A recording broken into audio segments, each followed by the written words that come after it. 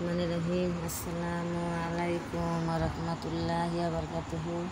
আশা করি সকলেই ভালো আছো ইনশাল্লাহ।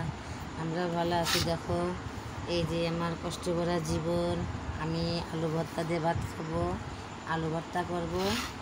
আমি আর আমি যেদিন ভাইরাল হব, বুঝছো, সেদিন কি করব, তোমাদের দাওয়াত দেবো। তোমাদের দাওয়াত দিয়ে না আলু ভর্তা দিয়ে ভাত খাওয়াবো, বুঝছো। আলু ভর্তা দিয়ে সুন্দর করে ভর্তা করে ভাত খাওয়াবো। আজকে আমি আলু ভর্তা করবো কাঁচামরিচ দিয়ে। কাঁচামরিচ দিয়ে আলু ভর্তা করলে অনেক মজা হয়। শুকনো মরিচ দিয়ে এক মজা, কাঁচামরিচ সিদ্ধ করে নিলে আর এক মজা। ভাতে দিয়ে সিদ্ধ করে নিচ্ছি, অনেক মজা হবে। কারণ তোমরা মনে রাখো, আমি কিন্তু তোমাদের আলু ভর্তা দিয়ে ভাত খাওয়াবো। আলু ভর্তা আর ডাউল সেই স্বাদ লাগে, বুঝছো, সেই স্বাদ। মাশাআল্লাহ, আলহামদুলিল্লাহ। আলুটা ভর্তা করে নেব। এখন অনেক রাত হয়ে যাচ্ছে, আলুটা ভর্তা করে নেব, ভাত খাবো। এখন নামাজ শেষ করে উঠলাম, ইশারে নামাজ পড়ে উঠলাম। মাশাআল্লাহ। তোমরা নামাজ কালাম কি পড়ছো? হ্যাঁ, নাকি শুধু সবসময় মোবাইল দিয়ে পড়ে থাকো? সবাই নামাজ কালামও পড়ো, আল্লাহর কাজ করো, রাসূলকে ভালোবেসো।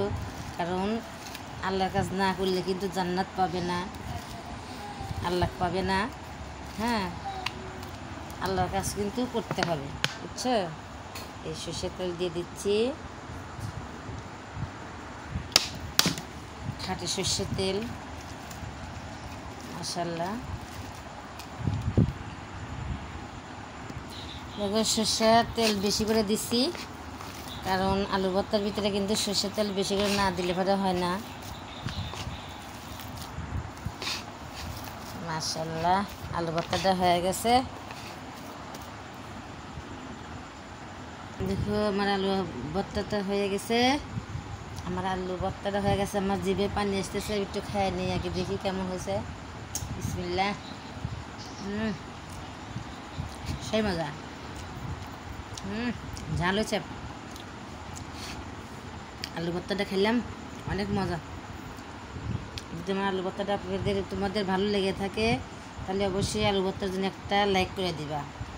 আর তোমরা বেশি বেশি করে আলু ভর্তা খাইবা, আলুর বড়া খাইবা, আলুর রুটি খাইবা, বেশি বেশি করে খাইবা। আসসালামু আলাইকুম।